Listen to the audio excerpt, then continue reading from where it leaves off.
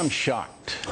I am shocked that you don't understand why people like me and millions of other Americans are upset, annoyed, and looking for answers that a guy like Common would be entertained at the White House. Look at the picture. It's hard not to blame us, but time forgives. In the shy where the young die often. Common traveled to Cuba, all right, to meet with Joanne Chesimard, who was convicted of killing a New Jersey state trooper. Common said, quote, "Damn, this was somebody who fought for my freedom."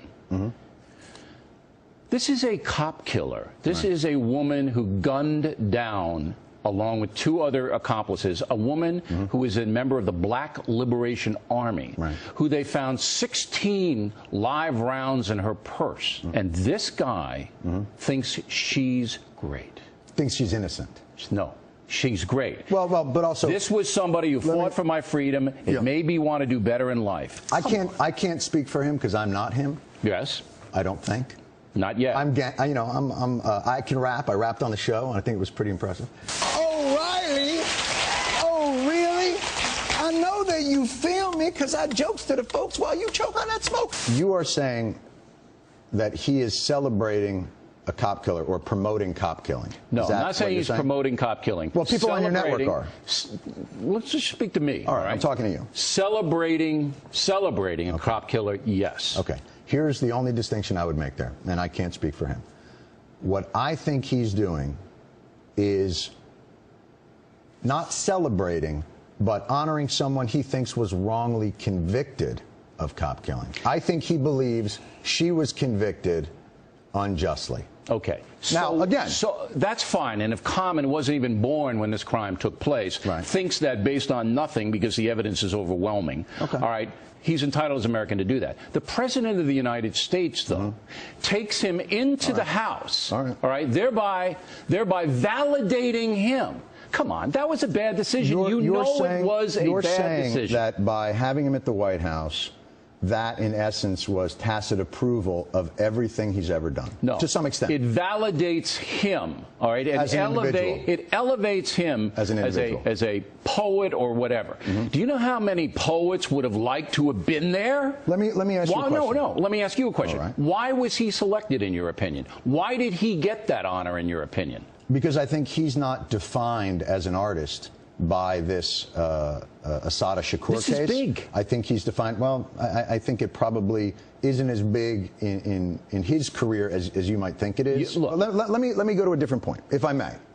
It sounds like what you're saying is, and correct me if I'm wrong, and I don't want to be wrong when I'm with you, because you know I got mad love for you. That's a rap phrase. I got it. All right. Correct me if I'm wrong. What you're saying is, if an artist supports someone that has been convicted of killing a cop, they should not be allowed to go to the White House. No, it's a little bit more than that. Okay, say it again. I am saying that when a president invites someone, in this case the First Lady invites someone, the resume has to be put in front of them. And they have to select people who are almost unimpeachable, all right, because they're getting that honor to go to the White House. This guy is controversial all day long with this stuff. Not only did he support this cop killer or celebrate the cop killer, he celebrated another one in Philadelphia. Again, he's celebrating someone he thinks was unjustly. He's not celebrating. Is this Perry Nason we're talking about now? Is this the most brilliant lawyer of all time? Who? This Common. Common. Well, let me ask you a question. On. Are you familiar with Leonard Peltier? Yes. Okay. Leonard Peltier was convicted of killing 2 FBI All right, now we're going out to Wounded Knee. It's similar. All right. No, it's not. Why is it not? Because you're pettifogging the issue. It's the exact same thing. It's a guy convicted of killing a law enforcement official, no? Guess who wrote a song about Leonard Peltier? Yeah. Bono. Okay. Guess where he was? The White House. Booyah! All right. That's a rap word. Did Bono, yes, did he actually come out and say that he was innocent? Well, I think that's the crux of the song. No, I think it was raising questions about it. And the basic theme. Now who's pettifogging? Now I can't even see you. I can't. You're pettifog. No, that is exactly the same. Okay. Bob Dylan wrote a song about a convicted killer named Hurricane Carter. He's been to the White House. Why are you drawing the line at Common? There is a selective outrage machine here at Fox that pettifogs only when it suits the narrative that suits them. This guy is in the crosshairs in a way that he shouldn't be. Whether you agree with him or not, you may think he's ignorant in believing that Assata Shakur is innocent. You may think he's ignorant in believing that Mummy is. But then guess what? Bono can't go to the White House.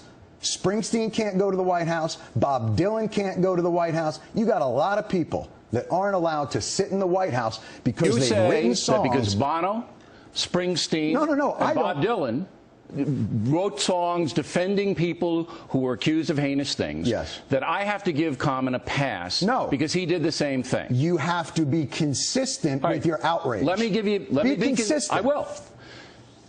Common visited, went to see. So what if Bono went to see Leonard Peltier? In Cuba, so now that's your line? You're putting yourself in a smaller and smaller box. I'm not. So this guy is worthy of it because he actually visited. And by the way, I don't agree with you that that's what puts it over the top. I completely disagree with you. This makes it beyond a reasonable doubt. Oh, please. Oh, come on. You know this guy is sympathizing with 2 cop killers. I don't know You know that. I don't know him. He believes they were unjustly convicted. That's what I imagine this is. He doesn't. So you just whipped this visit to Cuba, you put it in your little drawer, it never happened. No, it happened. Okay, that's enough for a sitting president to say, you know what? This guy might be radioactive. I'm not doing it. G. Gordon Liddy, in the Randy Weaver case, after the ATF stormed that facility, right? When he was talking about the ATF, do you know what he said on his radio show? He said, if they break down your doors, don't shoot them here because they're wearing protective gear.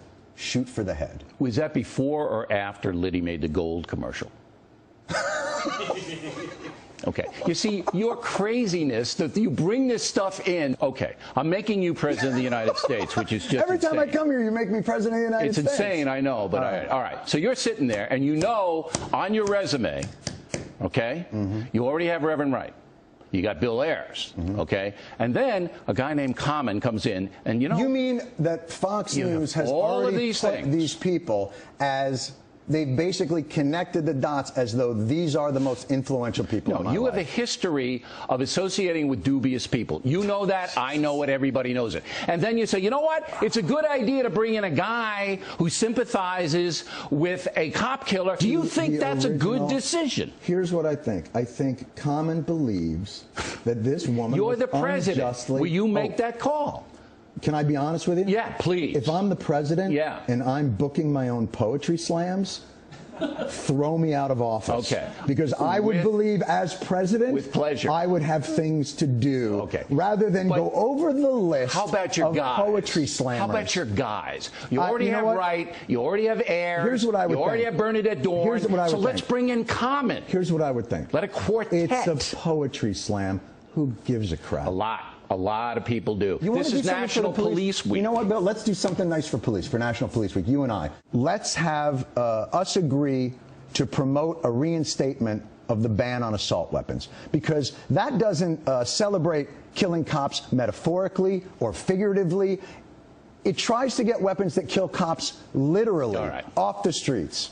As you know, that's important. This you know, if you've is ever nothing. done any research.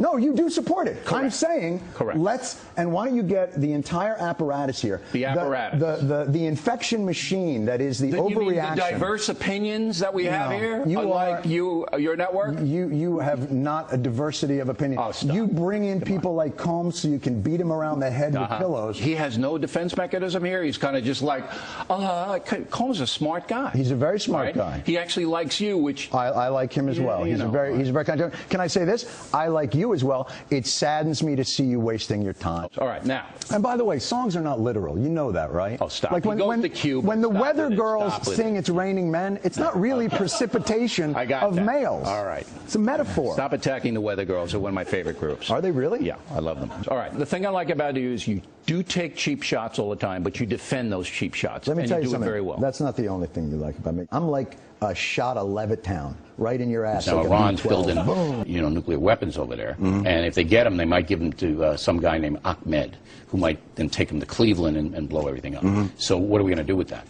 Well, doesn't Pakistan have nuclear weapons? Yes, and they do. Couldn't they give it to somebody? I don't know. I don't. Doesn't Russia have nuclear weapons? Russia Couldn't does. they give it to somebody? They could. The problem isn't the country that gets them. The problem seems to be the weapon. I think the strategy of what we've done, and again, thank you guys for ratcheting up the fear on this. You're not afraid that Iran gets a nuclear weapon and they cause all kinds of There's a havoc lot of with it? things to be afraid of in the world. I asked the guy. You're a Jewish guy, right? What? You're a Jewish guy. Who told him? All right. Son of a. Did you tell him?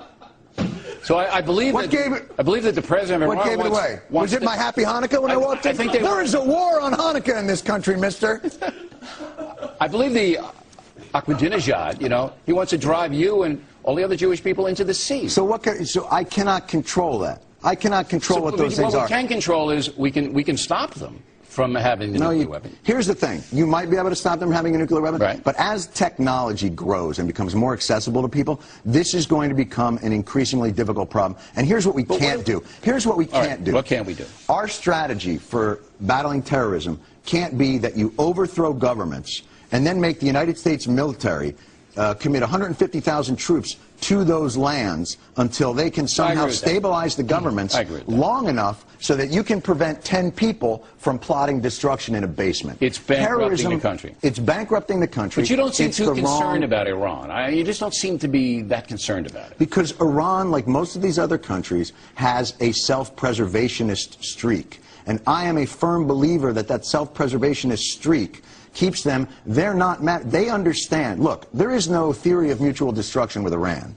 Let's say they get one off. It would be tragic. Well, how will we trace it? We never trace it. Please. Look, they can't even get. Absolutely they can't even question the underwear bomber. If somebody, all right, they can't get a guy with underwear, and they can't get the answers. Let's look at the geniuses we're up against. Right, Richard Reed was the airplane bomber. He tried to take that explosive and put it in his shoes. Right. It took them 8 years.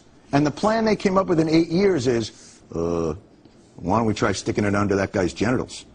That's what they did in 8 years. They moved from the guy's shoes up to his underwear. Right, and he got to Detroit, all right? So that's the frightening part about it. Now, trying Khalid Sheikh Mohammed in your living room, because you live downtown. That's right. And he's going to be in your living room. That's right. Are you down with that? You want that civilian? I'd like him tried, honestly, in the pit.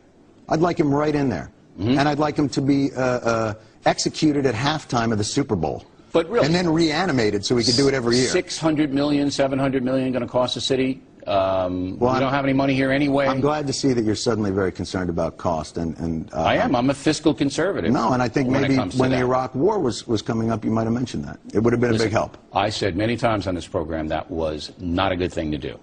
All right? You said you would apologize if they didn't find weapons of mass destruction. And I did. I said I was wrong many times. That whole Iraq thing did not go well. Let's go back to KSM. Yeah, where he should be tried in front of a military tribunal. Now, I'm not against military tribunals. But you're waffling now. You're in the middle. I need a strong VP. I know you're waffling. I'm not running with you. Oh, you're not? You've turned it down already? I am not running with you. Come on. I'm not going to be your VP because I know what that's going to be. I get one job, and that's to light the White House menorah. Not interested. Okay, but look. There are valid concerns about trying Khalid Sheikh Mohammed in a civilian court. Right. But one of the valid concerns isn't that it makes us a terrorist target and that it emboldens the enemy. How do you know? Because we're already a terrorist target.